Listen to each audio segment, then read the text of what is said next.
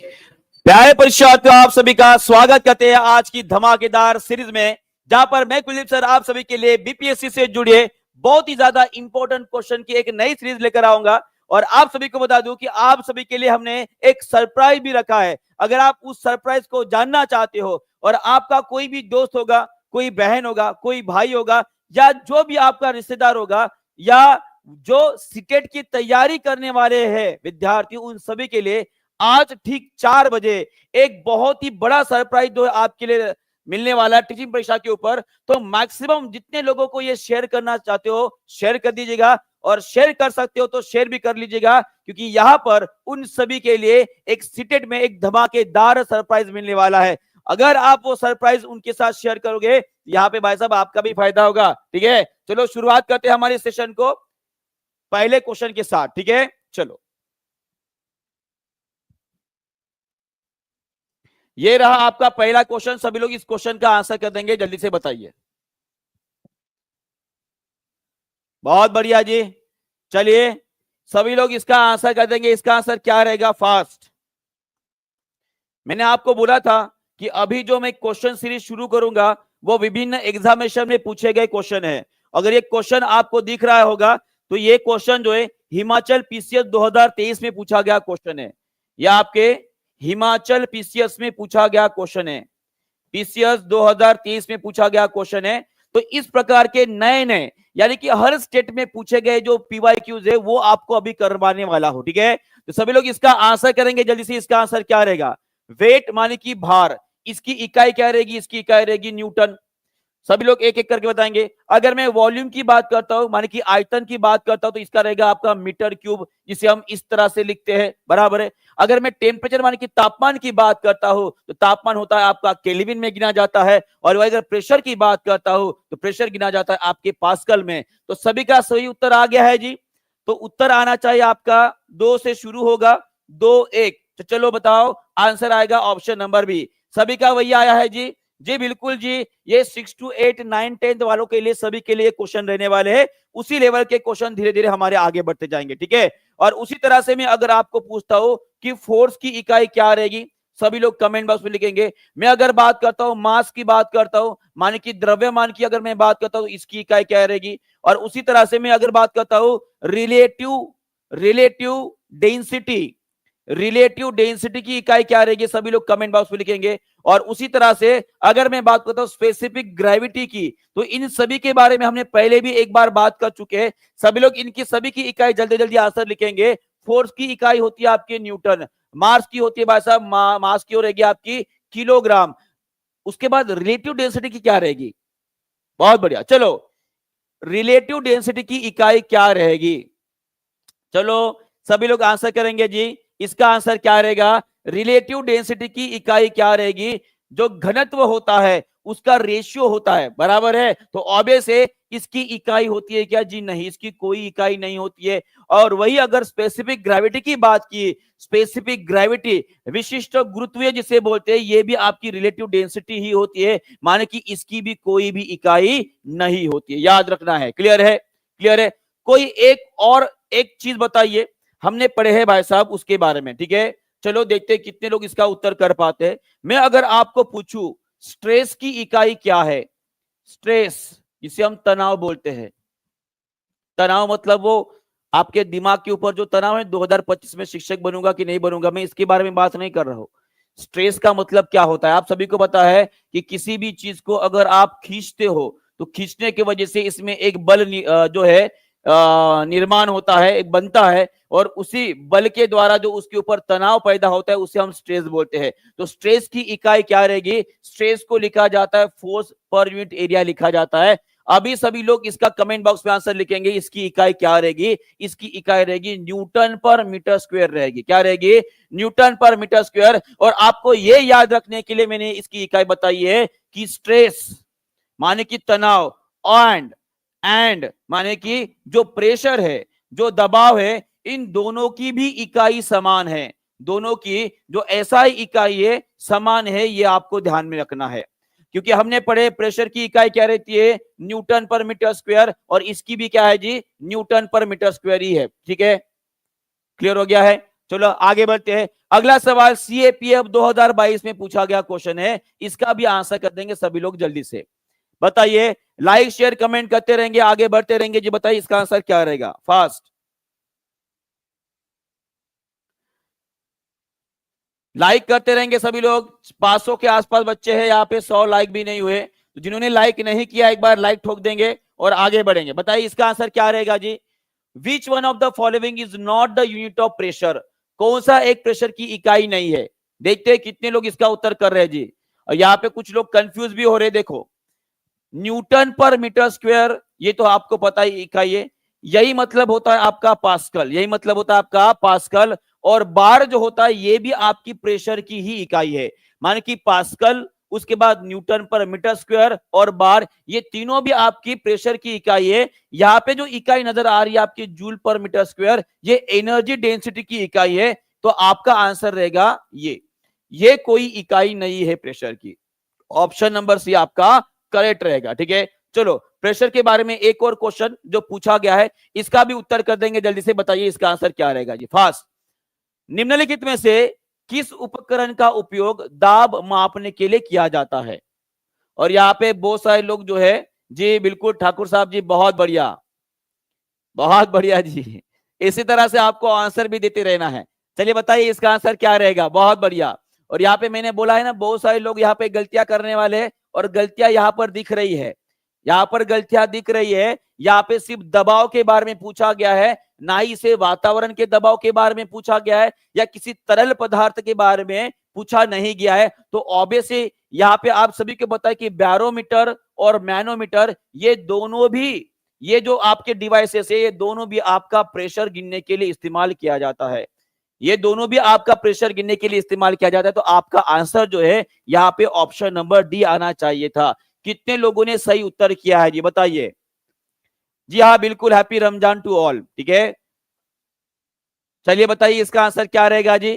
कितने लोगों ने सही उत्तर किया है बताओ। यहाँ पे बहुत सारे लोगों का मोए मोए हो गया है, मैक्सिमम लोगों ने बैरोमीटर ये उत्तर दिया है। तो इनके बारे में थोड़ा सा आपको समझाता हूं, सभी लोग यहाँ पर ध्यान देंगे। देखिए ये आपका बैरोमीटर है, और बैरोमीटर जो होता है, जो वातावरणीय दबाव होता है। जब कभी भी आपको पूछा जाए कि वातावरणीय दबाव, जो एटमॉस्फेरिक प्रेशर होता है, उसे गिनने के लिए हम कौन सा इंस्ट्रूमेंट यूज करते हैं, तो उसका आंसर रहना चाहिए आपका बैरोमीटर। क्या रहेगा, बैरोमीटर। और वही अगर आपको पूछा जाता है कि किसी भी वायु का, माने कि किसी भी गैस का, या किसी भी लिक्विड का, माने कि किसी मशीन के अंदर के गैस का, या किसी भी मशीन के अंदर के लिक्विड का हमें अगर प्रेशर गिनना है, तो वहां पे हम इस्तेमाल करेंगे मैनोमीटर का, माने कि ये भी प्रेशर गिनने के लिए इस्तेमाल किया जाता है। और उसी तरह से ये स्पिग्मो मैनोमीटर है, इसके बारे में सभी को पता है, इसके बारे में सभी को पता है। स्पिग्मो मैनोमीटर जो होता है, ये भी भाई साहब क्या करता है, ब्लड प्रेशर गिनने का काम करता है। क्या करता है, ब्लड प्रेशर गिनने का काम करता है। ये भी आपको ध्यान रखना है। सभी लोग कमेंट बॉक्स में लिखकर बताएंगे कि ये जो आपका मैनोमीटर है, बैरोमीटर है, इसमें कौन से धातु का इस्तेमाल किया जाता है जी। किसके, कौन से धातु का इस्तेमाल किया जाता है प्रेशर गिनने के लिए। चलिए सभी लोग इसका आंसर बताएंगे, इसका आंसर क्या रहेगा जी। बिल्कुल सही बात बोले सोमनाथ मंडल जी। जो हमारा नॉर्मल ब्लड प्रेशर होता है, जो नॉर्मल ब्लड प्रेशर होता है, जिसे बीपी बोलते हैं, वो कितना होता है, 80 और 120 होता है, ठीक है। 80 120 होता है, ये आपको ध्यान में रखना है। तो इसमें किसका इस्तेमाल किया जाता है, जनरली इसमें मर्क्यूरी, माने कि पारे का इस्तेमाल किया जाता है। ये आपको ध्यान में रखना है। क्लियर है जी। चलो आगे बढ़ते हैं। अगला सवाल आपके स्क्रीन के ऊपर, यदि किसी सतह पर लगाया गया बल बढ़ता है, माने कि किसी चीज के ऊपर अगर बल लगा रहे हो और वहां पे क्षेत्र पर वहां पे समान लगा गया है, तो क्या हो रहा है, चलो बताओ। आंसर बताएंगे सभी लोग। चलिए आंसर बताएंगे सभी लोग। मान लीजिए कोई सतह है ना, इसके ऊपर मैं बल लगा रहा हूं, माने कि फोर्स बल लगा रहा हूं, ये फोर्स की मात्रा में बढ़ा रहा हूं, और ये एरिया जो है हमारा, इसे हमने कांस्टेंट रखा है, ये कैसा है आपका समान है। तो यहाँ पे बोला गया कि प्रेशर के साथ कौन सी गड़बड़ी हो जाएगी। अगर मैं बल बढ़ा रहा हूं तो ऑब्वियस है जी, तो pressure is equal to force divide by area होता है। माने कि जब कभी भी बल आप बढ़ाते हो तो ऑब्वियसली प्रेशर भी क्या हो जाएगा, बढ़ जाएगा। पर प्रेशर जो है एरिया के साथ इनवर्सली, माने कि व्युत्क्रमानुपात में होता है। माने कि यहाँ पे एरिया अगर बढ़ाते हो तो आपका प्रेशर क्या हो जाएगा, कम हो जाएगा। यहाँ पे बोला गया कि बल को बढ़ाना है, क्षेत्रफल को समान रखना है, तो आपका आंसर क्या आएगा? प्रेशर बढ़ेगा जी। क्या हो जाएगा? प्रेशर बढ़ जाएगा। चलो आगे बढ़ते हैं। अगला सवाल आपके स्क्रीन के ऊपर एमपीपीसीएस 2022 में पूछा गया क्वेश्चन है। चलिए इसका भी आंसर कर देंगे, सभी लोग बताएंगे इसका आंसर क्या रहेगा। फास्ट,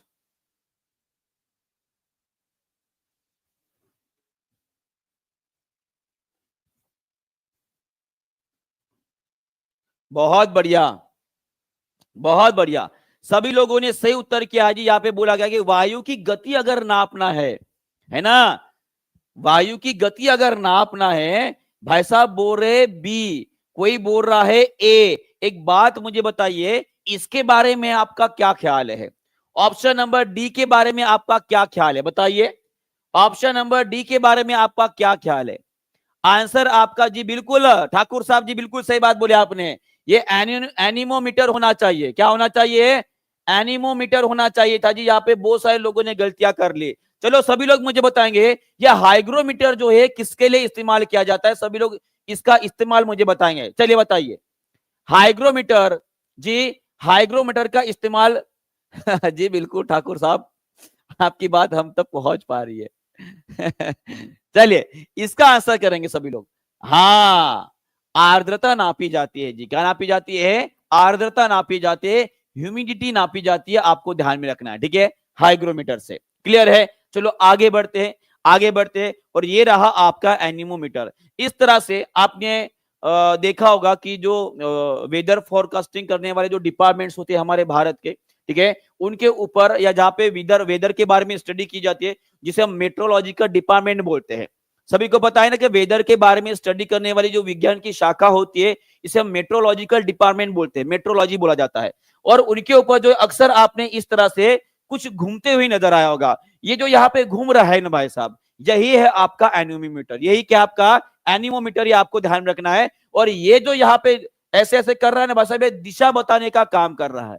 क्या बता रहा है? दिशा बताने का काम कर रहा है। ये आपको ध्यान में रखना है, ठीक है जी। क्लियर हो गया है? चलो आगे बढ़ते हैं। अगला सवाल बीपीएससी टीआई 2.0 में पूछा गया क्वेश्चन है, इसका भी आंसर कर देंगे।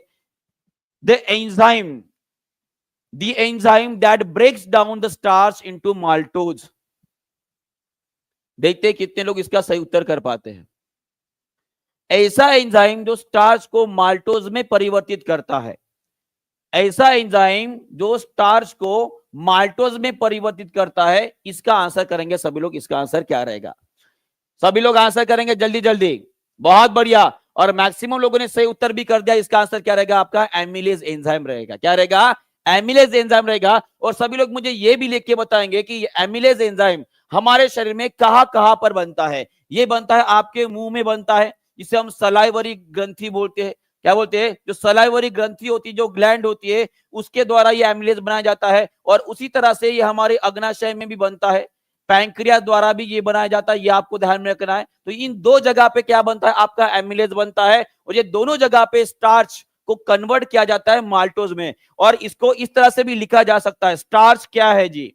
स्टार्च क्या है, जिसे हम मंड बोलते हैं? ये एक प्रकार का पॉलीसैकेराइड है। ये क्या है? एक प्रकार का पॉलीसैकेराइड है। इसका मतलब क्या बोलते हैं? इसे बहुलक शर्करा बोली जाती है। और इसको कन्वर्ट किया जाता है आपके सिंपल शुगर में। सिंपल शुगर माने कि जहां पे आपको माल्टोज नजर आ रहा है, ये एक प्रकार का क्या है? सिंपल शुगर है, माने कि शर्करा है। क्लियर है यहाँ पे? तो ये आपको ध्यान में रखना है। और उसी तरह से कुछ और एग्जाम्स के बारे में आपको पूछता हूं, सभी लोग कमेंट बॉक्स में जल्दी जल्दी उसके आंसर लिखेंगे। चलिए एक बात मुझे बताइए, हमारे पेट में एसिड बनता है, हमारे पेट में एसिड बनता है, उस नाम और उसका पीएच मान सभी लोग कमेंट बॉक्स में लिख देंगे जल्दी से। बताइए, सभी लोग बताएंगे इसका आंसर क्या रहेगा। और उसी तरह से हमारे लीवर में भी एक एंजाइम बनता है जो डाइजेशन में मदद करता है, उसका भी नाम बता देंगे सभी लोग। चलो बताओ सभी लोग, कौन सा होता है जी? Hydrochloric acid.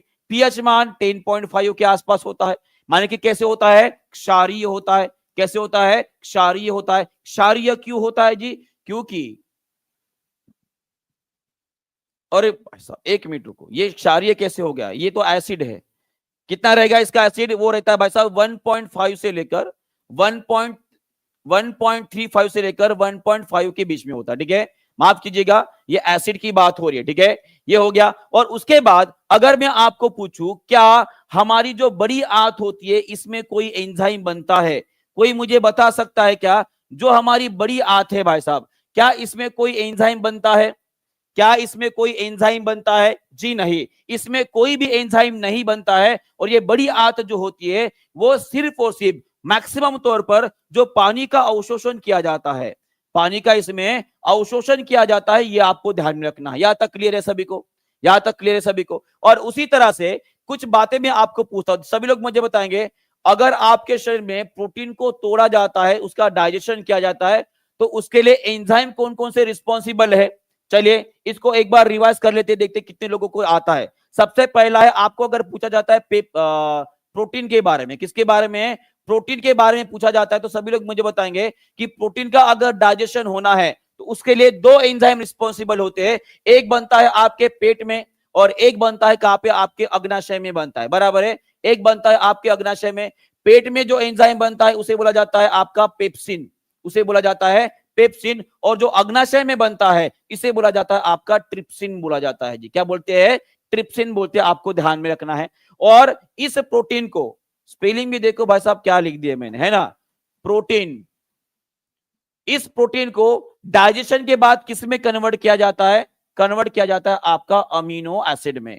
किसमें? अमीनो एसिड में। और उसी तरह से सभी लोग मुझे यह भी बताएंगे कि अगर मैं फैट की बात करता हूं, वसा की बात करता हूं, तो वसा के डाइजेशन में मदद करने वाला एंजाइम आपके अग्नाशय द्वारा रिलीज किया जाता है। किसके द्वारा? अग्नाशय द्वारा रिलीज किया जाता है। और उसका नाम क्या है जी? उसका नाम है आपका लाइपेज। उसका क्या नाम है? लाइपेज। और ये जो आपका वसा है किसमें परिवर्तित किया जाता है? तो ये कन्वर्ट होता है, किसमें कन्वर्ट किया जाता है? ये कन्वर्ट किया जाता है आपके फैटी एसिड में। किसमें? फैटी एसिड और ग्लिसरॉल में कन्वर्ट किया जाता है। और उसी तरह से इस वसा का डाइजेशन करने में या उसे क्या बोलते हैं, इमल्सिफिकेशन करने में एक एंजाइम होता है जिसका नाम है भाई साहब आपका, जो लीवर द्वारा रिलीज किया जाता है। और ये आपकी जो गॉल ब्लैडर होती है उसमें स्टोर किया जाता है। उसका नाम क्या है जी? इसे बोलते हैं पित्त का रस। इसे क्या बोलते हैं? जो पित्त का रस होता है ये भी वसा के डाइजेशन में मदद करता है, उसको इमल्सिफिकेशन करने में मदद करता है। ये सभी बातें आपको ध्यान में रखनी है, इसके ऊपर से कोई भी क्वेश्चन पूछा जा सकता है, ठीक है। चलो आगे बढ़ते हैं, अगला सवाल आपके स्क्रीन के ऊपर ये रहा। चलो इसका भी आंसर कर देंगे सब लोग। इसका आंसर क्या रहेगा? आयोडीन की परीक्षण का उपयोग स्टार्च की उपस्थिति का पता लगाने के लिए किया जाता है। देखे जाने वाला रंग परिवर्तन क्या रहेगा? देखो यहाँ पे क्वेश्चन कितने सारे आपको मिल गए। सबसे पहला क्वेश्चन ये है कि आयोडीन का अगर हमें परीक्षण करना है, ठीक है, तो वो किसके लिए, सॉरी, स्टार्च का परीक्षण करना है तो उसके लिए हम आयोडीन का इस्तेमाल करते हैं। ये पहला क्वेश्चन यहाँ पे आपके सामने रह गया। माने कि अगर किसी भी खाद्य पदार्थ में स्टार्च अगर है या नहीं, ये अगर हमें जानना है तो हम किसका इस्तेमाल करेंगे? हम इस्तेमाल करेंगे आपका आयोडीन का इस्तेमाल करेंगे। उसके बाद ये कौन से रंग में परिवर्तित हो जाता है? तो इसका आंसर रहेगा ब्राउन, तो जो ब्लू ब्लैक कलर होता है ये आपको मिलेगा। ऑप्शन नंबर सी जो है आपका सही उत्तर रहेगा। ब्लू ब्लैक कलर मिलता है। कौन सा मिलता है? ब्लू ब्लैक कलर मिलता है, ये आपको ध्यान में रखना है। ब्लू ब्लैक कलर मिलता है, तो ऑप्शन नंबर सी आपका करेक्ट आंसर रहेगा, ठीक है। इसके बारे में थोड़ा सा जान लेते, ठीक है। देखो क्या होता है, आपको याद रखना है। मान लीजिए पोटैटो माने कि हमारा आलू है ना, आलू में आलू क्या है? चलो सभी लोग कमेंट बॉक्स में मुझे लिख के बताएंगे आलू क्या है जी। आलू क्या है? जड़ है, तना है, क्या है? सभी लोग कमेंट बॉक्स में लिखेंगे जल्दी से, आलू क्या है? ये तना है कि भाई साहब जड़ है? एक बार जल्दी से कमेंट बॉक्स में लिखेंगे ताकि मैं आगे बढ़ू जल्दी से। बहुत बढ़िया जी, बहुत बढ़िया।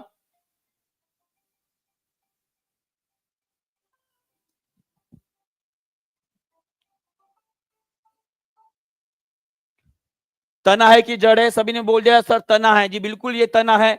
पर ये तना होने के बाद कौन सा काम करता है जी? जो फूड होता है उसे स्टोर करने का काम करता है। माने कि जो अतिरिक्त खाना बनता है उनके यहाँ पे, उनको जमा करने का काम करता है। और वो एक बात मुझे बताइए, जो पौधे होते हैं ये पौधे अपना खाना कौन से रूप में संग्रहित करते हैं? ये संग्रहित करते हैं आपके स्टार्च के रूप में। इसका मतलब क्या है? आलू में स्टार्च होता है, पर अगर स्टार्च, देखो आलू काटा और आपको स्टार्च नजर आ रहा है, आ रहा है क्या? सबको नजर आ रहा है।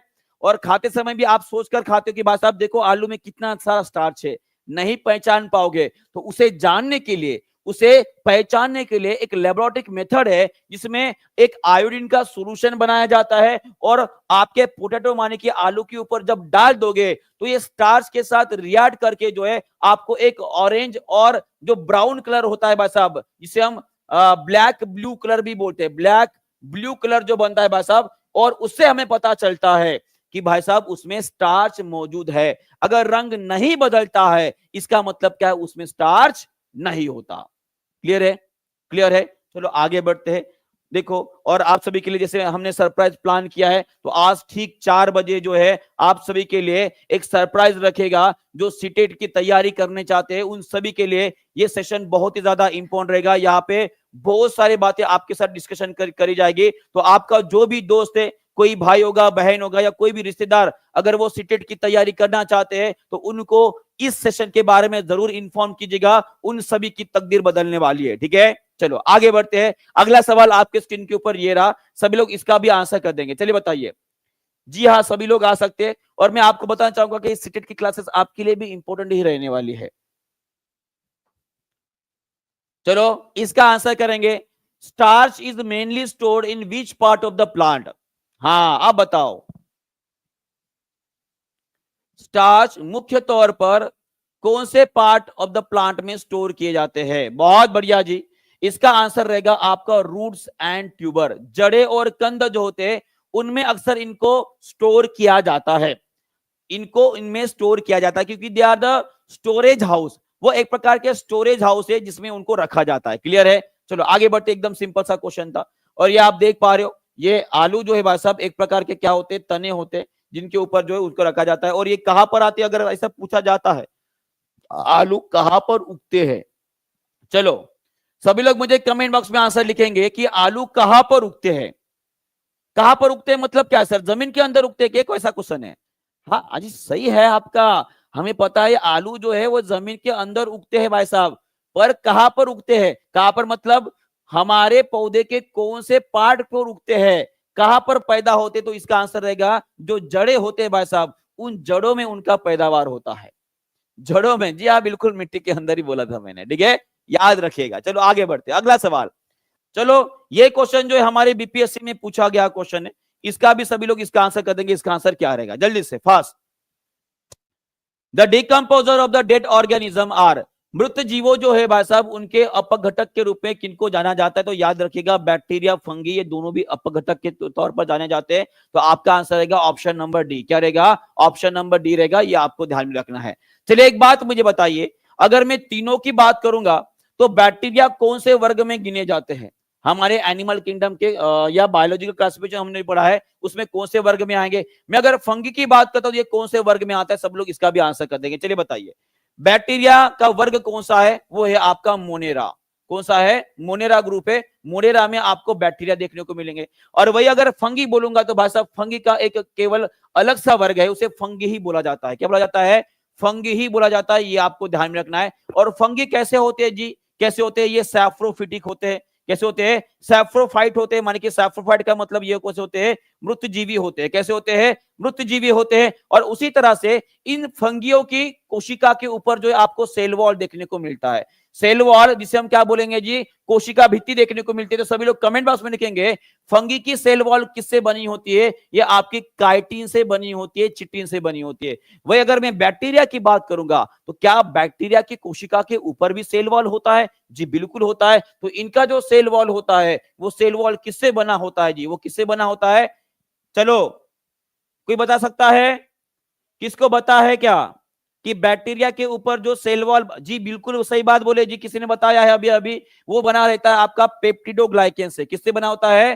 पेप्टिडोग्लाइकेन से बना होता है। ये आपको ध्यान में रखना है। पर एक एक्सेप्शनल केस है, अगर आपको याद आ रहा है, बैक्टीरिया में हमने एक उदाहरण के बारे में पढ़ा था।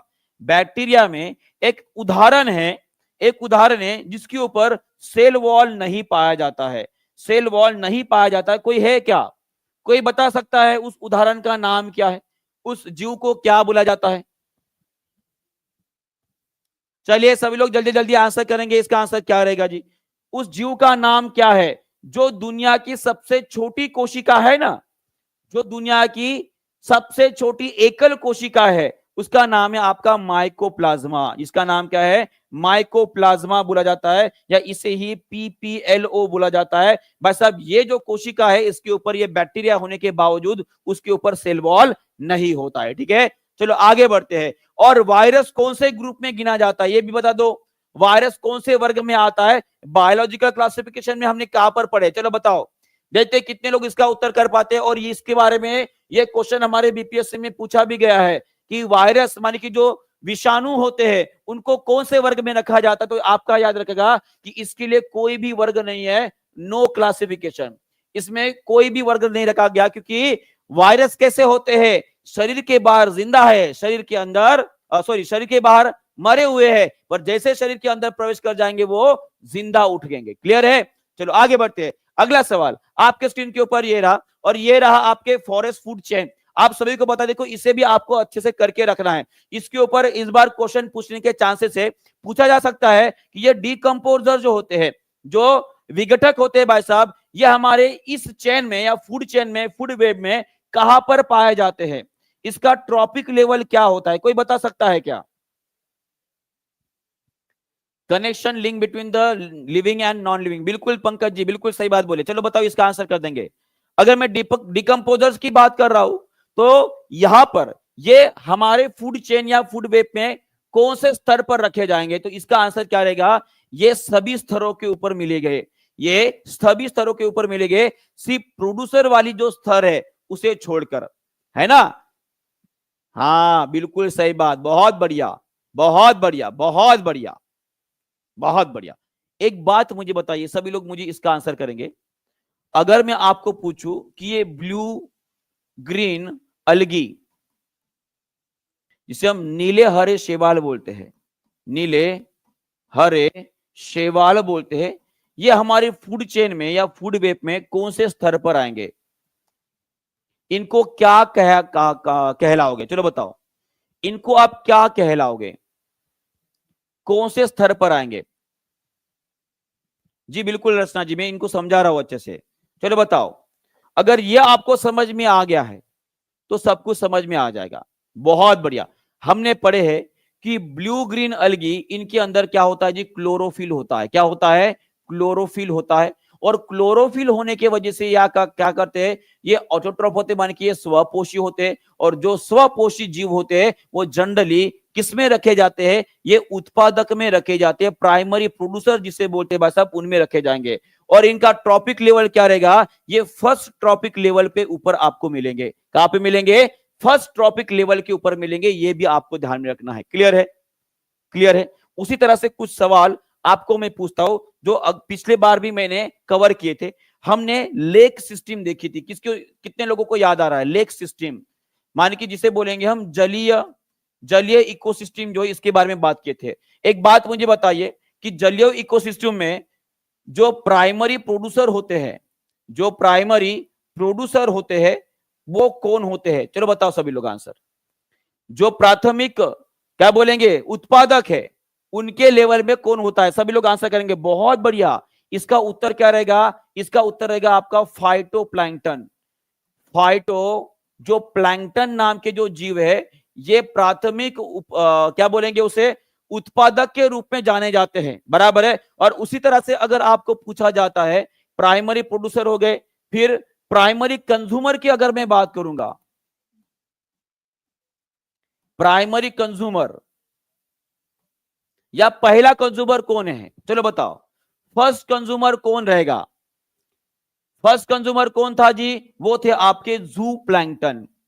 वो कौन थे?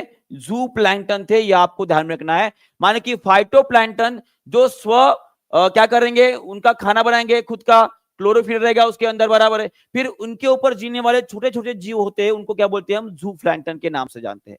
क्या बोलते हैं? जू प्लैंक्टन के नाम से जाना जाता है। ये याद रहेगा। क्लियर है जी? माने कि प्राइमरी प्रोड्यूसर ये आपको रहेंगे फर्स्ट ट्रॉपिक लेवल के ऊपर मिलेंगे, फर्स्ट ट्रॉपिक लेवल के ऊपर मिलेंगे। और जू प्लैंक्टन जो है ये आपके क्या बनेंगे? प्राइमरी कंज्यूमर या फर्स्ट कंज्यूमर रहेंगे। और उसी तरह से ये सेकंड ट्रॉपिक लेवल के ऊपर जो है आपको मिलेंगे आपके जू प्लैंक्टन। ये सारी बातें आपको अच्छे से याद रखनी है, क्योंकि इनके ऊपर क्वेश्चन आने के चांसेस बहुत ज्यादा है। ठीक है, याद रखिएगा। और ये रहा हमारा पिरामिड, एनर्जी पिरामिड इसे बोलेंगे, ऊर्जा का पिरामिड है। कोई मुझे बता सकता है कि इस ऊर्जा के पिरामिड में सर्वाधिक ऊर्जा कौन से स्तर पर पाई जाती है? सर्वाधिक ऊर्जा कौन से स्तर पर पाई जाती है? कोई बता सकता है क्या?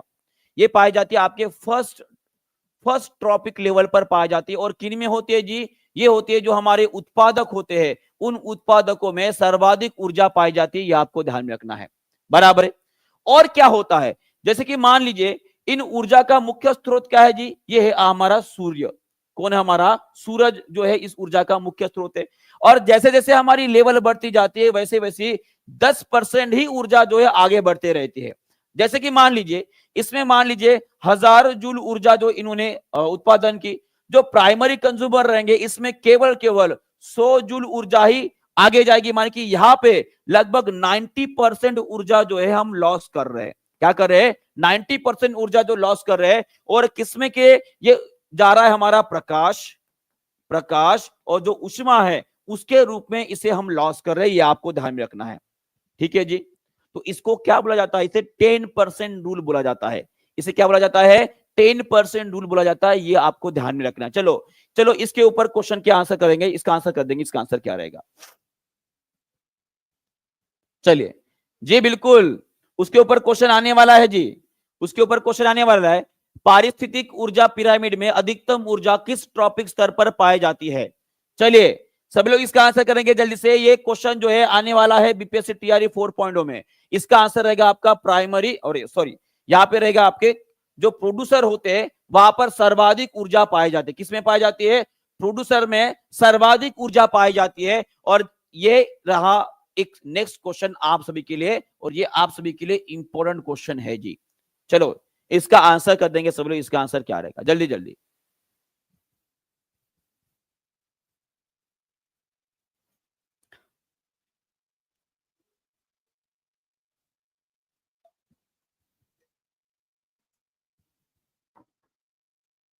बहुत बढ़िया, बहुत बढ़िया, बहुत बढ़िया। इसका आंसर क्या रहेगा? Option number B.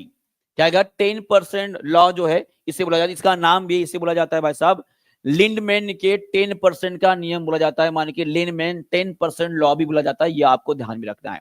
और यहां पर क्या हो रहा है आपको बता रहा हूं, जैसे कि यहाँ पे 90% ऊर्जा जो लॉस करते हैं in the form of heat, और जो मेटाबॉलिक प्रोसेसेस होते हैं मान की उसमें ऊर्जा का इस्तेमाल किया जाता है। और उसमें से ये ऊर्जा जो है वातावरण में चली जाती है।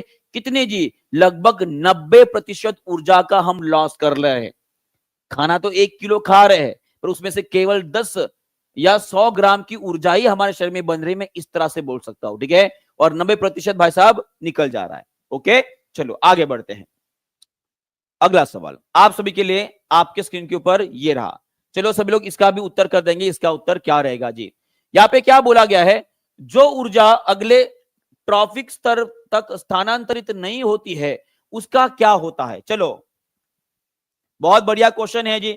और ये पता है क्वेश्चन कहां पे पूछा गया है? ये भाई साहब आपके यूपीएससी का क्वेश्चन है, आईएएस में पूछा गया क्वेश्चन है। बस मैंने यहाँ पे 2 ऑप्शन डाल दिए, थोड़ा सा चेंज कर दिया इस क्वेश्चन को। चलो नेहा जी का बर्थडे है जी, सभी लोग नेहा जी को एक बार बर्थडे विश कर देंगे। Happy birthday Neha. भगवान करे भाई साहब इस बार आप जो है बीपीएससी में छा जाओ और टीचिंग परीक्षा के पेपर में और यूट्यूब चैनल पे आपका ही नाम दिखाई दे, ठीक है। और आप शिक्षक बनकर उभरो, बहुत अच्छे शिक्षक बनो। चलो सभी लोग एक बार नेहा जी को जो है हैप्पी बर्थडे बोल देंगे जी। बहुत बढ़िया, हमारा परिवार है ना, ये हमारा परिवार का एक सदस्य है। उसका अगर बर्थडे तो उसको बर्थडे विश करना भी बनता है जी। बहुत बढ़िया है। चलो तो it is store in the ecosystem independently, it is lost as a heat and through the respiration, it is converted into the new organism directly। तो इसका आंसर क्या रहेगा? हम इस ऊर्जा को लॉस कर जाते हैं ऊष्मा के रूप में, या जो हम शोषण करते हैं उसके रूप में। तो आपका आंसर क्या रहेगा जी? आपका आंसर रहेगा ऑप्शन नंबर बी। तो नेहा जी से आज पार्टी कौन कौन मांगने वाला है? चलो नेहा जी आज पार्टी होना सभी को। अरे बर्थडे तो पार्टी तो देना पड़ता है ना, है ना। नेहा जी आप आज सभी को पार्टी का न्योता देंगे। आज सभी लोग जो नेहा जी के घर में ठीक शाम को 5 बजे पहुंच जाएंगे, क्योंकि 4 बजे हमारा अनाउंसमेंट यहाँ पे हो जाएगा और उसके बाद जो सभी लोग 5 बजे जो है नेहा जी के पार्टी में चले जाएंगे। ठीक है, चलो बहुत बढ़िया जी। नेहा जी आपका एड्रेस सेंड कर दीजिएगा ताकि सभी लोग वहां पर आ जाए। ठीक है, यह आपको समझ में आ गया होगा। चलो आगे बढ़ते हैं। अगला सवाल आपके सामने ये रहा, who discover the photo period. चलो ये नया टर्म आपको देखने को मिल रहा है यहाँ पे, प्रदीप्ति कलिका, माने कि फोटो पीरियड जिसे बोला जाता है, इसका उत्तर क्या रहेगा?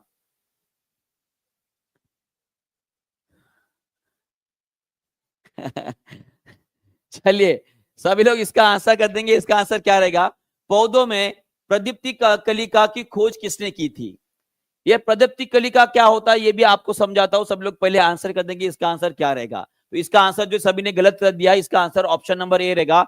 गार्डन एंड ऑलर जो है भाई साहब, इन्होंने जो है फोटो पीरियड के बारे में खोज निकाले थे। तो यहां पर जो है यहां पर जो है, अब सभी लोग बोलेंगे मेरा बर्थडे है। ठीक है, चलो गार्नर और अलार्ड जो है इन्होंने खोज निकाला था फोटो पीरियड का। फोटो पीरियड होता क्या है देखिए, ये है फोटो पीरियड। इसका मतलब क्या है मैं आपको बता दूं। देखो आपने अक्सर देखा होगा कि कोई कोई फूल जो है सिर्फ रात के समय ही फूलते हैं, यानी कि उनमें जो है बाहर आता है। कुछ कुछ पौधे आपने देखे होंगे, कुछ पौधे आपने ऐसे भी देखे होंगे कि कुछ पौधे ऐसे भी है जो केवल एक सीजन पे या किसी एक मंथ में जो है भाई साहब, वो जो है उनमें अंदर बाहर आता है, फूल लगते हैं। तो ये क्या किसके वजह से हो रहा है? उनको कैसे पता लग रहा है कि भाई साहब इसी समय जो है हमें फूलना है या उनमें बाहर लाना है? तो ये सब कुछ जो होता है वो फोटो पेरियोडिज्म इसे बोला जाता है, माने कि प्रकाश की एक ऐसी मात्रा जो है उन पौधों के अंदर ऐसे हार्मोन्स और ऐसे एंजाइम्स को पैदा करते हैं जिसकी वजह से पौधों को पता चलता है कि जी हाँ ये समय वो है जहां पर हमें बहारना है, हमें फूल लगाना है। तो ऑब्वियसली इसी को बोला जाता है फोटो पेरियोडिज्म। माने कि किसी भी पौधों में जो बाहर आती है उनके अंदर जो चेंजेस आते हैं वो अगर प्रकाश की इंटेंसिटी और उसके मात्रा के ऊपर निर्भर करती है, तो इस फिनोमिना को क्या बोला जाता है? फोटो पेरियोडिज्म बोला जाता है। ठीक है जी, बिल्कुल रात की रानी जी, बिल्कुल सही बात बोले आपने। ये क्लियर है सभी को? चलो आगे बढ़ते हैं। और ये आप सभी को पता है कि कुछ पौधे जो होते हैं भाई साहब, जो लॉन्ग डे माने कि ज्यादा प्रकाश होने के ऊपर उगते हैं भाई साहब, उनको लॉन्ग डे पीरियड बोला जाता है। और शॉर्ट डे पीरियड बोला ज्यादा प्रकाश अगर है वो अगर उनमें बाहर आ रहा है तो उनको बोलेंगे हम लॉन्ग डे प्लांट। और वही अगर कम प्रकाश में अगर बाहर आ रहा है तो उनको बोला जाता है शॉर्ट डे प्लांट बोला जाता है। और आपने अक्सर देखा होगा कि जो आपका रोज माने कि गुलाब का फूल है, जनरली आपको ये जो हमारा विंटर सीजन होता है ना, वहां पे उनको अत्याधिक फूल आते हैं। विंटर सीजन में उनको अत्याधिक फूल आते हैं, नेचुरली मैं बोल रहा हूं, बराबर है? तो वो क्यों? क्योंकि वो शॉर्ट डे प्लांट है। इसका मतलब क्या? उनको अंधेरा ज्यादा चाहिए और दिन का जो समय होता है वो कम चाहिए, तब जाके उनमें वो बाहर आता है। तो ये आपको ध्यान में रखना है। क्लियर है जी? चलो बहुत बढ़िया, आगे बढ़ते हैं। अगला सवाल बीपीएससी टीआरई 2.0 में पूछा गया है 2023 का। चलो इसका भी आंसर कर देंगे जी।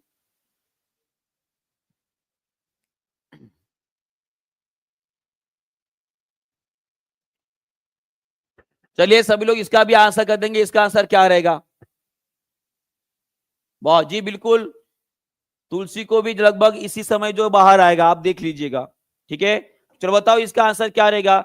अदरक एक भूमिगत तना है एवं जड़ नहीं है, क्योंकि बोला गया है कि जिंजर जो है एक अंडरग्राउंड स्टेम है, ये कोई जड़ नहीं है। क्यों? क्योंकि इनके अंदर नोड्स और इंटरनोड होते हैं, माने कि गांठ और जो पार्श्व गांठ जिसे बोला जाता है वो पाई जाती है। और यही उसका उत्तर भी रहेगा। ठीक है, चलो आगे बढ़ते हैं। और ये सभी एग्जाम्पल आपको ध्यान में भी रखने। ठीक है, ओनियन हो गया, पोटैटो हो गया भाई साहब, जिंजर हो गया, उसके बाद कॉम जो हो गया भाई साहब, कंद जिसे बोला जाता है। ये सभी के सभी कैसे जी अंडरग्राउंड स्टेम है जो खुद के अंदर क्या करते हैं, खाने को स्टोर किया जाता है। चलो सभी लोग नेक्स्ट क्वेश्चन की तरफ आंसर बताएंगे। बीपीएससी टीआरई 2.0 में पूछा गया क्वेश्चन, इसका भी आंसर कर दो फास्ट।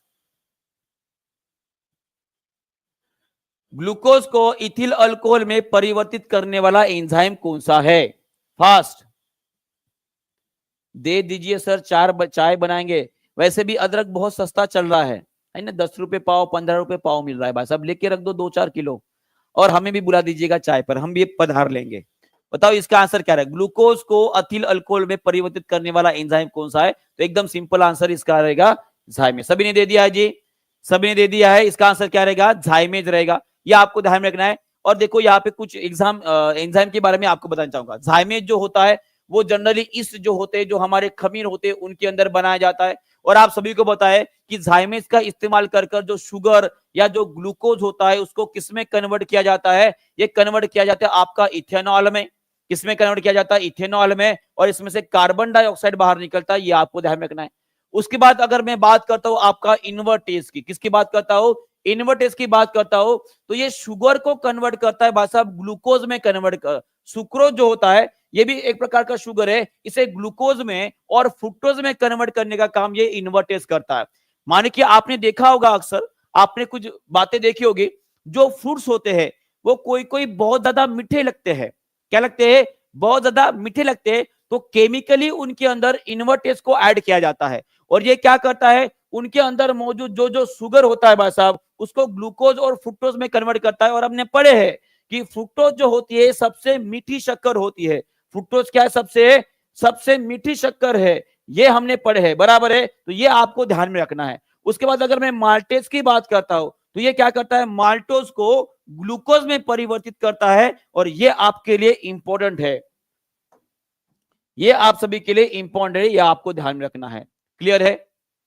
क्लियर है? आपको याद रखना है माल्टेज जो है ये शुगर को भाई साहब ग्लूकोज में कन्वर्ट करता है। क्लियर है? चलो आगे बढ़ते हैं अगला सवाल पर। सवाल पर पहुंचने से पहले, जैसे कि हर बार हम रैपिड रिवीजन लेते हैं, तो सभी लोग रैपिड रिवीजन के लिए एक बार तैयार हो जाएंगे जी। चलो सभी लोग तैयार हो जाएंगे? फास्ट तैयार है सभी लोग? हाँ, अरे जोश में बोलो, जोश ठंडा हो गया जल्दी से। आप ही के कहने के ऊपर तो रैपिड रिवीजन लेता हो जल्दी जल्दी। चलो बताओ, सभी लोग तैयार है? चलो बहुत बढ़िया। तो सभी लोग तैयार है, तो सभी लोग पहले क्वेश्चन का आंसर भी कर देंगे। बताइए इसका आंसर क्या रहेगा? फास्ट, और थोड़ा सा फास्ट आंसर करना है, ठीक है? तो बताइए इसका आंसर क्या रहेगा? लार में कौन सा एंजाइम पाया जाता है? लार में कौन सा एंजाइम होता है? एमिलेज होता है। कौन सा होता है? एमिलेज होता है। Second question, where is the bile store? जो पित्त रस होता है वो कहां पे संग्रहित किया जाता है? चलो बताओ इसका आंसर क्या रहेगा? जल्दी जल्दी आंसर करेंगे। इसका आंसर क्या रहेगा जी? इसका आंसर रहेगा आपका गॉल ब्लैडर। माने कि जो पित्त की थैली, जिसे हम पित्ताशय भी बोलते हैं, वहां पे गॉल ब्लैडर में है बाइल स्टोर। बाइल को स्टोर किया जाता है, और किसके द्वारा बनाया जाता है? सभी लोग कमेंट बॉक्स में लिखेंगे bile produce by. Bile produce by किसके द्वारा बनाया जाता है? तो ये बनाया जाता है लीवर द्वारा बनाया जाता है। किसके द्वारा? लीवर द्वारा बनाया जाता है। अगला सवाल, थर्ड नंबर का क्वेश्चन आपके सामने स्क्रीन के ऊपर ये रहा। विच acid is found in the stomach? कौन सा एसिड स्टमक में मिलता है? फास्ट, ये सभी क्वेश्चन हमारे बीपीएससी में पूछे गए सवाल है जी। तो आपका आंसर रहेगा आपका हाइड्रोक्लोरिक एसिड। और सल्फ्यूरिक एसिड को हम क्या बोलते हैं? इसे हम इंडस्ट्रियल एसिड के नाम से जानते हैं। इंडस्ट्रियल एसिड के नाम से जानते हैं, मान कि इसे हम औद्योगिक अम्ल के नाम से भी जाना जाता है। और यहाँ पे ये सल्फ्यूरिक एसिड और हाइड्रोक्लोरिक एसिड ये दोनों भी आपके स्ट्रॉन्ग एसिड है, माने कि मजबूत आपके अम्ल है। पर यहाँ पे जो आपको एसिडिक एसिड नजर आ रहा है, ये कैसे है जी? आपका ये एक प्रकार का वीक एसिड होता है, ये भी आपको ध्यान में रखना है। अगला सवाल, चौथे नंबर का सवाल आपके स्क्रीन के ऊपर ये रहा। What is the function of villi? बहुत बढ़िया आंसर कर रहे हैं सभी लोग, इसका आंसर कर देंगे। इसका आंसर क्या रहेगा जी? What is the function of villi in the small intestine? तो इसका आंसर रहेगा आपका एब्जॉर्प्शन ऑफ न्यूट्रिएंट्स। इसका क्या रहेगा? एब्जॉर्प्शन ऑफ न्यूट्रिएंट्स, ये आपका सही उत्तर रहेगा। और अगर आपको पूछा जाता है कि प्रोटीन का डाइजेशन, प्रोटीन का जो पाचन है वो कहां से शुरू होता है? वो कहां से शुरू होता है? तो कोई मुझे इसका उत्तर दे पाता है क्या? किसी को इसका उत्तर पता है? देखते कितने लोगों को पता है। अगर आपको प्रोटीन के डाइजेशन में बारे में पूछा गया है कि प्रोटीन का डाइजेशन कहां से शुरू होता है, तो इसका आंसर आप क्या करोगे? बहुत बढ़िया जी। बहुत सारे लोग बोले कि सर पेट से। अरे भाई, मुंह से कैसे शुरू हो जाएगा? मैं प्रोटीन की बात कर रहा हूं, प्रोटीन की बात कर रहा हूं। तो प्रोटीन का डाइजेशन कहां से शुरू होगा? ये पेट से शुरू होगा ना, स्टमक से। अच्छा मैंने पूछ लिया। अगर आपको पूछा जाता है कि मानव द्वारा जो खाना खाया जाता है, खाने का पाचन कहां से शुरू होता है? खाने का पाचन कहां से शुरू होता है? तो आप बताओगे कि सर ये मुंह से ही शुरू हो जाता है। चलो आगे बढ़ते, छठवा, पांचवा क्वेश्चन स्क्रीन के ऊपर ये रहा, इसका भी आंसर कर देंगे। बताओ, which enzyme breaks the protein, कौन सा एंजाइम प्रोटीन को तोड़ता है जी? तो इसका आंसर रहेगा आपका पेप्सिन। क्या रहेगा? पेप्सिन। लाइपेज के द्वारा फैट का डाइजेशन किया जाता है। ठीक है, चलो अगला सवाल, छठवां क्वेश्चन ये रहा, बताओ इसका answer. Lipase help in the digestion, चलो वही क्वेश्चन पूछ लिया जी। चलो जल्दी जल्दी आंसर करेंगे जी, इसका आंसर क्या रहेगा? फास्ट,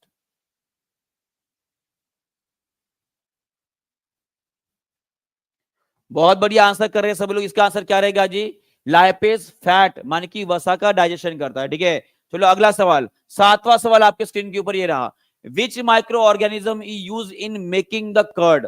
यहाँ पे बोला गया कि कौन सा सूक्ष्म जीव है जो दही बनाने में इस्तेमाल किया जाता है। तो इसका आंसर क्या रहेगा जी? इसका आंसर रहेगा ऑप्शन नंबर ए, लैक्टोबेसिलस। क्या रहेगा? लैक्टोबेसिलस। नेक्स्ट क्वेश्चन, आठवें नंबर का सवाल आपके स्क्रीन के ऊपर, और यहां पर बहुत सारे लोगों ने लाइक नहीं किया है, ये बहुत ही बुरी बात है जी। ठीक है, यहाँ पर लाइक देखिए कितने कम हुए, यहाँ पे लगभग 1250 बच्चे जो है भाई साहब क्लास का मजे ले रहे, पीवाईक्यू पढ़ रहे, पर आपका भी थोड़ा सा दायित्व बनता है, आपका भी एक कर्तव्य बनता है कि भाई साहब लाइक भी ठोक देंगे। चलो 1000 लाइक भी अभी तक कंप्लीट नहीं हुए, तो सभी लोग एक बार लाइक ठोक देंगे। 1200 के ऊपर बच्चे यहाँ पर देख रहे हैं, तो मैं ये चाहूंगा कि सभी लोग एक साथ लाइक कर देंगे, सभी लोग एक साथ लाइक करेंगे। सेशन यहाँ पे हमारा खत्म नहीं हुआ है और लंबा चलने वाला है। चलो बताओ इसका आंसर, सभी लोग पहले लाइक कर देंगे। चलो 3 बार लाइक जी, बिल्कुल सही बात है, 2 बार लाइक नहीं कीजिएगा, नहीं तो वो अनलाइक हो जाएगा। ठीक है, बस एक तो 1 बार या 3 बार लाइक करो या 5 बार लाइक करो चलेगा, पर 2 बार 4 बार लाइक नहीं कर रहा है। ओके, चलो जल्दी जल्दी, जिन्होंने लाइक नहीं किया लाइक ठोक देंगे पहले, बहुत बढ़िया। ठीक है, तो इसका आंसर क्या रहेगा? इसका आंसर रहेगा आपका प्रोटोजोआ द्वारा बनाया जाता है। और उस प्रोटोजोआ का नाम क्या है जी? उस प्रोटोजोआ का नाम भी लिख देंगे, उसका नाम क्या रहेगा? उसके बोला जाता है प्लाज्मोडियम, इसे बोला जाता है प्लाज्मोडियम बोला जाता है, ये आपको ध्यान में रखना है। ठीक है, चलो आगे बढ़ते हैं, अगला सवाल 9th नंबर का क्वेश्चन, 9वां क्वेश्चन आपके स्क्रीन के ऊपर ये रहा। या चलो बस अभी 1000 लाइक कंप्लीट होने वाले हैं, सभी लोग एक बार जिन्होंने लाइक नहीं किया लाइक ठोक देंगे जी एक साथ। बताओ इसका आंसर क्या रहेगा? What is the response of plant to the light called, यानी कि जो पौधे होते हैं उनके जो प्रकाश को उनका रिस्पॉन्स आता है, जो प्रतिक्रिया दी जाती है, उसको क्या बोलते हैं? उसे फोटोट्रोपिज्म बोला जाता है। ये आपको ध्यान में रखना है। और इसके लिए कौन सा हार्मोन जो है रिस्पॉन्सिबल होता है? ये होता है आपका ऑक्सिन। ये कौन सा होता है? ऑक्सिन होता है, ये आपको ध्यान में रखना है। ठीक है, चलो 9th क्वेश्चन हो गया। 10वां सवाल आपके स्क्रीन के ऊपर ये रहा, सभी लोग इसका भी आंसर कर देंगे, जल्दी से बताएंगे इसका आंसर क्या रहेगा जी। यहाँ पे पौधों में ट्रोपिज्म का कौन सा हार्मोन नियंत्रित करता है? चलिए जी, सभी लोग इसका आंसर कर देंगे फटाफट, और 1000 लाइक हुए नहीं है, जिसे ने लाइक नहीं किया है लाइक ठोक देगा जी। बताओ इसका आंसर क्या रहेगा? ऑक्सिन। कौन रहेगा? ऑक्सिन रहेगा। और ये रहे हमारे 10 सवाल, ये हो रहा है आपका 11वें नंबर का क्वेश्चन। चलो बताओ इसका आंसर जल्दी जल्दी, fast. Roots growing toward the water हाशो, इसको बोला जाता है हाइड्रोट्रोपिज्म बोला जाता है। इसे क्या बोलते हैं? हाइड्रोट्रोपिज्म बोला जाता है जी। अगला चलो, हाँ, और यहां पर मैं आपको बताना चाहूंगा कि सबसे पहले जो है आप सभी को रमजान का जो महीना शुरू हुआ उसके बारे में, उसके लिए आप सभी को बहुत बहुत शुभकामनाएं। ठीक है, ये पाक महीने में जो है बहुत अच्छे अच्छे काम करना है, हमें बहुत आगे तक लेके जाना है आप सभी को, और इसीलिए आप सभी को 60% का ऑफर दिया जा रहा है। आप इसका फायदा ले सकते हो, टीचिंग प्रेशर के साथ जुड़ सकते हो और अपना सपना पूरा कर सकते हो। तो रमजान 60 ये आप सभी के लिए क्या रहेगा जी? एक कूपन कोड रहेगा, इसे इस्तेमाल कर आप इसका फायदा जरूर ले सकते हो। ठीक है जी, बहुत बहुत बहुत बढ़िया। ठीक है, चलो आगे बढ़ते हैं, और ये नेक्स्ट सवाल आप सभी के लिए, बताओ इसका आंसर क्या रहेगा? फास्ट, चलिए इसका भी आंसर कर देंगे सब लोग, इसका आंसर क्या रहेगा जी? बिल्कुल, ऐसे बोला जाता है कि इन महीनों में अगर आप अच्छा काम करोगे तो उसका अच्छा फल मिलता है। तो सभी लोग ट्राई करेंगे अच्छा बोलने का, अच्छे काम करने का, अच्छे कर्म करने का, ताकि जैसे कर्म होते हैं वैसा वैसे फल मिलता है, ऐसे बोला जाता है। तो अच्छे कर्म रखिए, हर किसी के साथ अच्छे से रहना है हमें, है ना। चलो 1000 लाइक पूरे हो जाने वाले हैं, बस 2 लाइक बाकी है, जो देखते हैं कौन 1000वां होता है। तो बताओ इसका आंसर कौन सी ग्रंथि है जो दोनों अंतःस्रावी और बाह्यस्रावी का काम करते हैं? तो इसका आंसर क्या रहेगा आपका? इसका आंसर रहेगा आपका पैंक्रियाज। क्या रहेगी? पैंक्रियाज। और 999 लाइक हो चुके, 1 लाइक बाकी है। जिसने नहीं किया लाइक ठोक देंगे जी। और बहुत बढ़िया। और यहाँ पे हमारे 1000 लाइक भी हमारे पूरे हो चुके हैं। आपके बहुत बहुत धन्यवाद जी। ठीक है। और पैंक्रियास के अलावा एक और ग्रंथि है जिसको हम क्या बोलेंगे जी, एक्सोक्राइन और एंडोक्राइन दोनों का काम करते हैं, वो है हमारी लीवर, जो हमारे शरीर की सबसे बड़ी ग्रंथि है। ठीक है। चलो आगे बढ़ते हैं। अगला सवाल आपके सामने ये रहा, जो बीपीएससी स्कूल टीचर 2023 में पूछा गया है। चलो इसका भी आंसर कर देंगे सब लोग। इसका आंसर क्या रहेगा? टैकीकार्डिया, इसमें हृदय की गति क्या हो जाती है? चलिए बताइए। टैकीकार्डिया, इसमें हृदय की गति क्या होती है? 11 बार लाइक किए, बहुत बढ़िया। ठीक है, बहुत बढ़िया। 11 बार लाइक क्यों करोगे तो उसे काउंट किया जाएगा। 1 बार, 3 बार, 5 बार, 7 बार, माने कि और नंबर अगर लाइक करोगे तो वही काउंट होता है, बाकी लाइक काउंट नहीं होते जी। चलो बताओ इसका आंसर क्या रहेगा जी? टैकीकार्डिया जो हीट रेट को क्या कर देगा? बढ़ा देगा। क्या कर देगा? बड़ा कर देगा, माने कि फास्ट कर देगा। ठीक है। नॉर्मल हार्ट रेट से बढ़ जाता है। आप यहां पर देख पाते हो, जो नॉर्मल हार्ट रेट होता है भाई साहब, वो 60 से 100 के बीच में होता है, ऐसे बोला जाता है। माने कि लगभग मान लीजिए 60 से 120 में माना जाता है। टैकीकार्डिया में जो है वो 120 के ऊपर आपका हार्ट रेट हो जाता है, और इसे हम क्या बोलते हैं जी? आपका बीपी भी उस टाइम पे बढ़ जाता है। ठीक है, ये भी आपको ध्यान रखना है। एक छोटा सा क्वेश्चन में आपको सभी को पूछता हूं, जो हमारी हार्ट की पंपिंग होती है ना, जो हार्ट की पंपिंग होती है उसे कंट्रोल कौन करता है?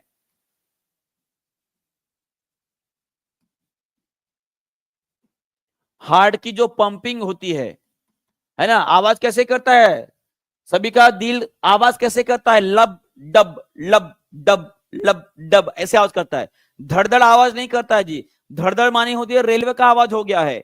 रेलवे नहीं है हमारा हार्ट कोई, ये हमारा दिल है, जो बड़ा नाजुक सा है, जो शायद किसी के लिए धड़कता होगा। तो ऑब्वियस ये हार्ट में इसके पंपिंग को कंट्रोल करने वाला कौन होता है जी? वो होता है आपका एसए नोड, जिसे हम साइनो एट्रियल नोड के नाम से भी जाना जाता है। तो एसए नोड जो है, इसे हम बोलते हैं भाई साहब pacemaker of the heart बोला जाता है। क्या बोला जाता है? Pacemaker of the heart बोला जाता है। ये आपको ध्यान रखना पड़ेगा। और उसी तरह से क्वेश्चन भी पूछा जा सकता है कि ये ऐसे नोड हमारे हृदय के कौन से प्रकोष्ठ में पाया जाता है? तो इसका आंसर रहेगा हमारा राइट एट्रियम। इसका आंसर क्या रहेगा? राइट एट्रियम, जिसे हम दाया अलिंद बोलते हैं। क्या बोलते हैं? दाया अलिंद बोलते हैं। ये आपको ध्यान में रखना है। क्लियर है? क्लियर है जी, बहुत बढ़िया। और सभी लोग मुझे ये भी बताएंगे कि हमारा हार्ट जो होता है भाई साहब, हमारा हार्ट जो होता है ये कौन से मसल से बना होता है? इनमें कौन से मसल्स या कौन सी मांसपेशियां पाई जाती है? कोई बता सकता है क्या जी? कोई बता सकता है क्या? कोई बता सकता है क्या? हमारे पास कोई है ऐसा विद्यार्थी जो बता सके कि हमारा हार्ट जो होता है, हमारा दिल जो होता है, इसमें कौन सी मांसपेशियां पाई जाती है? बहुत बढ़िया, बहुत बढ़िया। चलिए, और जो मांसपेशियां होती है ना, वो किसके द्वारा कंट्रोल की जाती है, वो भी बता दीजिएगा। तो ये दोनों क्वेश्चन आप सभी के लिए होमवर्क रहेंगे। कौन सी मांसपेशियां पाई जाती है, और जो हमारा हृदय होता है इसे कंट्रोल करने वाला, इसे कंट्रोल करने वाला हमारा कौन सा ब्रेन का पार्ट रहेगा? कौन सा ब्रेन का पार्ट रहेगा? ये दोनों सवाल जो है आप सभी के लिए मैं एज ए होमवर्क दे रहा हूं। सभी लोग इन क्वेश्चन का आंसर जो है एज ए होमवर्क करके कमेंट बॉक्स में लिख देंगे। गला ठीक ना होने की वजह से लंबा सेशन नहीं ले पाऊंगा, इसलिए एक्सट्रीमली सॉरी। तो ये क्वेश्चन आप सभी के लिए होमवर्क दे रहा हूं। और सभी लोग जो है 4 बजे जरूर जुड़ जाएंगे आज। ठीक है, 4 बजे आज सिटेट की क्लासेस करने वाले जितने भी विद्यार्थी रहेंगे उन सभी के लिए एक सरप्राइज रहने वाला है, बहुत बड़ा सरप्राइज। ठीक है, ठीक है। तो सभी लोग वहां पर आ जाएंगे। आपका कोई दोस्त होगा, कोई बहन होगी, या कोई भी रिश्तेदार होगा जो सिटेट की प्रिपरेशन कर रहे हैं, उनको न्योता जरूर दीजिएगा। ठीक है, चलो बाय बाय। और सभी को बताए ना, 4 बजे का क्लास होने के बाद नेहा जी का बर्थडे है, तो वहां पे 5 बजे भी हमें वहां पे जाना है। तो नेहा जी के बर्थडे में जो जो आने वाला है भाई साहब एक बार कमेंट कर देगा या हाथ ऊपर कर देगा। ठीक है, चलो मिलते हैं 4 बजे। ठीक है, चलो बाय बाय।